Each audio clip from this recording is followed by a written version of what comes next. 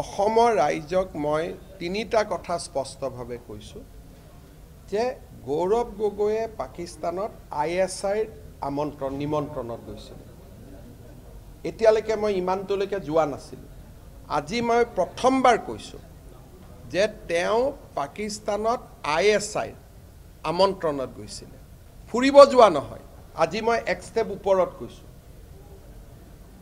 আৰু তাত তেওঁ ডেফিনেটলি ট্ৰেইনিং ল'ব গৈছিল। কাৰণ ISIয়ে তেওঁক কিয় মাতিব? পাকিস্তানৰ গৃহ বিভাগৰ চিঠি পোৱাৰ পিছতহে গৌৰৱ গগৈ তাত গৈছিল। আৰু গৃহ বিভাগৰ মানে কি? পৰৰাষ্ট্ৰ বিভাগে মাতা, ইউনিভাৰ্চিটিয়ে মাতা বেলেগ কথা। তেওঁ প্ৰত্যক্ষভাৱে পাকিস্তান চৰকাৰৰ আমন্ত্ৰণত তাতে গৈছিল। আৰু চৰকাৰৰো বৈদেশিক পৰিক্ৰমা বা সাংস্কৃতিক বিভাগ নহয়, ডাইৰেক্টলি পাকিস্তান চৰকাৰৰ গৃহ বিভাগৰ আমন্ত্ৰণত গৈছিল। গতিকে কিমান ডেঞ্জাৰ